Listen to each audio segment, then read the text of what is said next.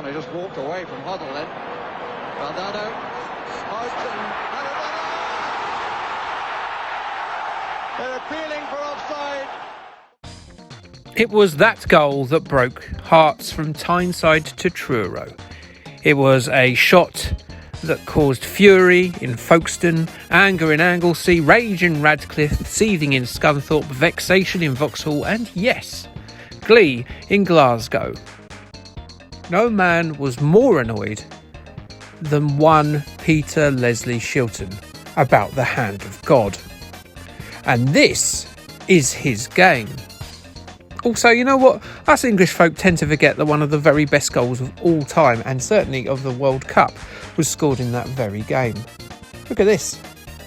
Arranca por la derecha el genio del fútbol mundial y es el tercero a tocar para Borruchaga siempre Maradona. Genio, genio, genio, ta. Coy sounded very pleased, didn't he? But what a talent Maradona was. Peter Shilton, though, he wasn't a fan. He's still quite bitter about it all. It's a shame because although the World Cup is the pinnacle of any player's career, Shilton was an incredible player in his own right. It's easy to forget. He's got a hell of a lot of achievements of his own. Despite retiring over 30 years ago from international football, Peter has remained the most capped England player, with his career lasting from 1970 to 1990. His club career was an even more enduring run. It started out in England's Year of Glory 1966, and it lasted until they won their last international trophy, La Tournoi, in 1997. What an incredible run that is. That journey took him from Leicester City to Leyton Orient, with stops at the likes of Stoke City, Southampton, Derby County, Plymouth Argyle, and his most successful stint, which was at Nottingham Forest. He is the all-time record holder of the most competitive appearances in world football, with 1,390. He has the League Cup, 2 European Cups, the English League Trophy, and the European Super Club Cup under his belt. Not literally, that would be uncomfortable. The man also has the 1978 PFA Players Player of the Year, an award very hard to win by a goalkeeper, and the IOC European Footballer of the Season award from 1979 to 1980 to his name as well. Peter Shilton was an incredible player. But it was this one moment that seemed to have defined his entire career, not just with football fans, but the man himself. He constantly made bitter tweets about Diego in the intervening years, and though he wrote a respectful piece after the Argentine great's tragic death in 2020, he once again reverted to curmudgeon status when questioned about the £7.1 million auction of the match-worn number 10 shirt from that game in 2022. Cheer up, love. He's gone now. The same year as that historic Mexico 1986 match, Argus Software Developments released their officially licensed soccer title, Peter Shilton's Handball Maradona, which I should point out was a licensed game of Peter Shilton rather than Diego. I mean, if it was Diego's game, it would be called Best Player in the World Maradona, or I won the World Cup at Mexico 86 Maradona, or the other goal I scored was super good actually, so quit whining you curly-haired English twat Maradona. Another big reason is that Diego Maradona, given his diminutive size, would probably have been a terrible goalkeeper. And as this game is a game where you play exclusively as a goalkeeper, it would not be a good fit for him. As far as I can tell, this is certainly the first and possibly the only console or computer commercially released soccer title where you can only play as the fella between the sticks. Other keepers have had games, Tony Meola and Peter Schmeichel to name but two, but they were an arcade and a management game respectively. And what's wrong with Peter Schmeichel's face here?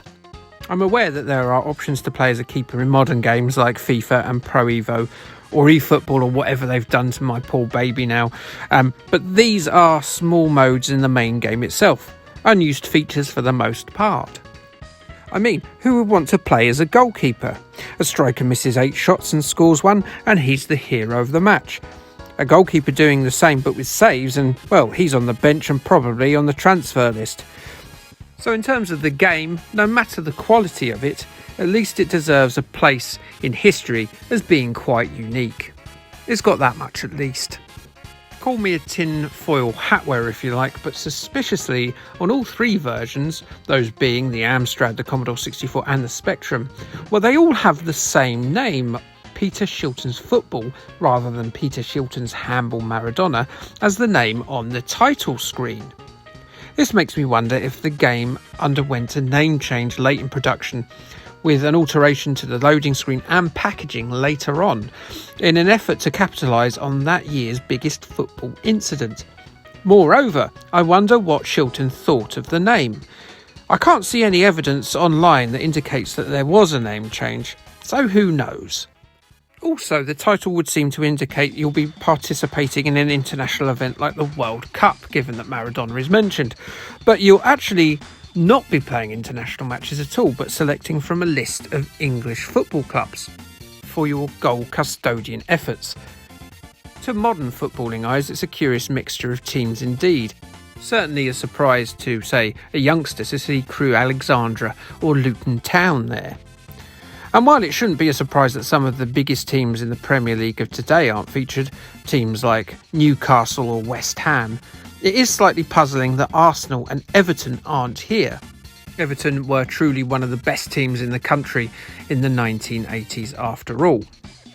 The game modes are thus: you can practice, you can attempt to increase your seemingly arbitrary stats by saving multiple shots in a row, or you can play the main game, which just seems to be a friendly against another one of the clubs. There's no competition or tournament to win. There's no storyline to play through where you play as an aspiring keeper attempting to get better. No, it's just a match and that's it. The game ends. Even a Tiger Electronics game would have stages. Come on, Argus, you could do better than this. So I suppose you could say that the skill upgrade sessions are the closest we're going to get to a multi-level part of the game, but in effect, they don't actually mean anything. You don't use them in a main game because there is no main game. In terms of gameplay, well, you control your little keeper as he faces a series of different keeper worrying scenarios. Open play attempts, long range efforts, corners, free kicks are all things you'll have to face.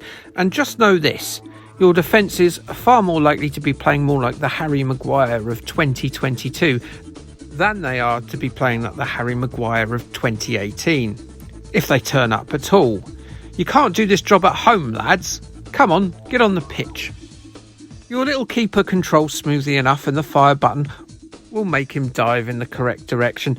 And, well, you should save the ball if you've got your timing and your positioning right.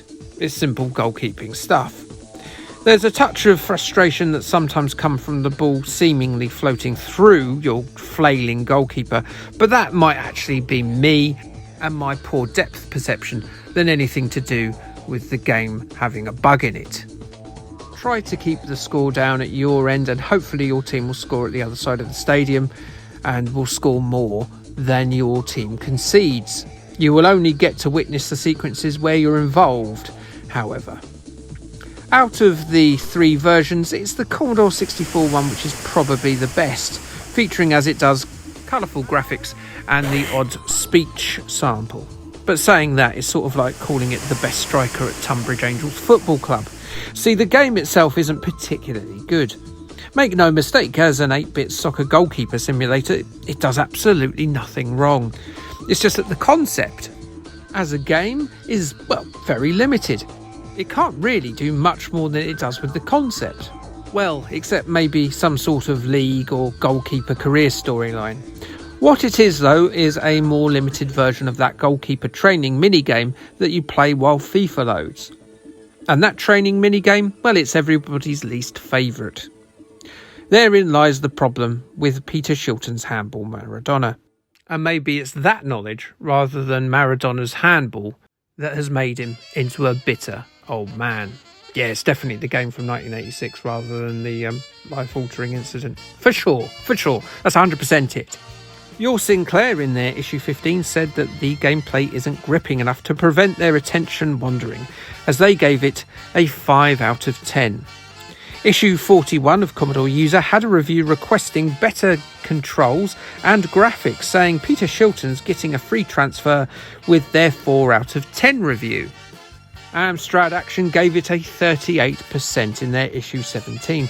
They decided that the horrible graphics, lack of variety and bad sound just wasn't for them. A bit of an own goal, they said. In the next weird licence games, well, we're continuing the World Cup theme, and we'll be catching up with another England legend and his game. Yes, we've got Jack Charlton next. He's awaiting us there at the end of the tunnel.